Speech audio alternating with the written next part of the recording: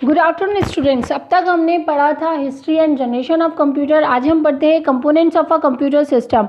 Basically components क्या हैं किसी भी कंप्यूटर सिस्टम के, वो कौन से बेसिक पार्ट है जिसके बगैर एक कंप्यूटर सिस्टम कंप्लीट नहीं हो सकता।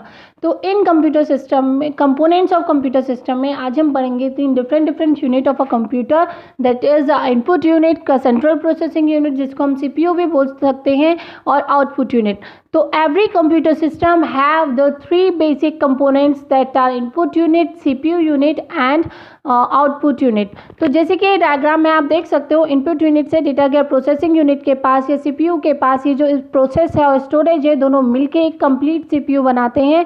प्रोसेस करने के लिए गया, उसको जो डेटा स्टोरेज में फीड करना था स्टोरेज में फीड किया, जो स्टोरेज से उठाना था उसको स्टोरेज से उठाया, प्रोसेस किया, आंसर को फिर से सेव किया और उसके बाद जो आंसर है उसको आउटपुट डिवाइस में भेज दिया। अब जो हमारी हमने पढ़ लिया ये डायग्राम की ये कंपोनेंट्स इस तरीके से वर्क करते हैं। अब ये पढ़ते हैं कि ये अलग अलग जो यूनिट्स हैं ये क्या है, किस तरीके से काम करती हैं। जो इनपुट यूनिट है, a unit of a computer that enable the user to feed any data या to give any command to the computer system are called the input unit. मतलब जो सारी यूनिट कंप्यूटर सिस्टम में अपना data feed करने के लिए user को अलाउ करती हैं या कोई भी क्वेश्चन पूछने के लिए अलाउ करती हैं, वो सारी यूनिट क्या होती है, हमारी इनपुट यूनिट होती है। जैसे कि माउस से क्लिक करके हम कोई भी क्वेरी को कंप्यूटर में डाल सकते हैं, कीबोर्ड हो जाता है, बारकोड स्कैनर हो जाता है। मतलब वो सारी चीज़ें जिनकी हेल्प से हम बाहर की कोई चीज़ अंदर डाल सकते हैं कंप्यूटर के अंदर, वो सारी चीज़ें क्या होती है, इनपुट यूनिट होती है। इनपुट मतलब अंदर पुट करना,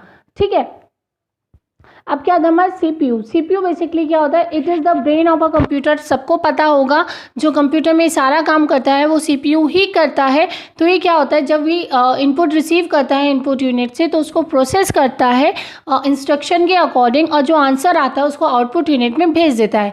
ये जो सीपीयू है इसके बेसिकली 3 मेजर पार्ट्स होते हैं, इसके भी 3 कंपोनेंट्स होते हैं, that are memory unit, ALU arithmetical logical unit and control unit, ठीक है। अब इसमें क्या होता है, यहाँ से इनपुट आया, इनपुट यहाँ पे गए कंट्रोल यूनिट के पास, उसने देखा कि इसने कैलकुलेशन करानी है तो वो अरिथमेटिकल लॉजिकल यूनिट के पास गया। या फिर ये कह सकते हैं कि जितने भी ऑपरेशन होते हैं वो सीयू और अरिथमेटिक लॉजिकल यूनिट मतलब एएलयू के अंदर होते हैं, और एमयू के अंदर जो भी डेटा हमारा सेव होता है या सीपीयू को सेव करना होता है वो काम ये करता है। इसलिए इसमें डबल एरो है दोनों में।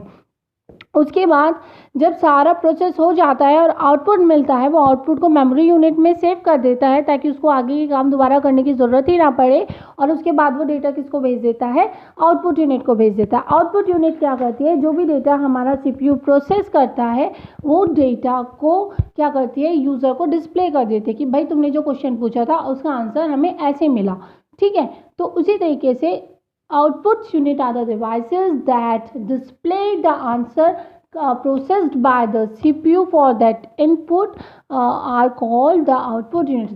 The units that allow the user that display the answer to the user are called the output unit. कौन कौन सी होती है, मॉनिटर हो गया, प्रिंटर हो गया, फैक्स मशीन हो गई, प्रोजेक्टर हो गया, स्पीकर हो गया, हेडफोन्स हो गया, या बहुत सारे और सारे डिवाइसेस हैं जो कि हम आउटपुट यूनिट कह सकते हैं, जो बेसिकली कंप्यूटर के अंदर का डेटा हमें बाहर सुनाई दिखाई या फिर प्रिंट करके दे सकते हैं, ठीक है।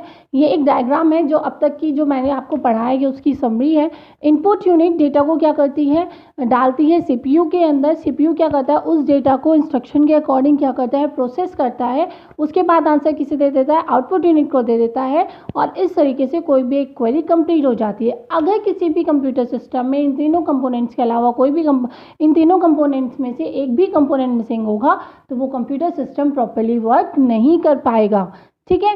आई होप आपको ये चीज़ें समझ में आई होगी। अगर आपकी कोई भी क्वेरी है please ask me, I am available. Thank you.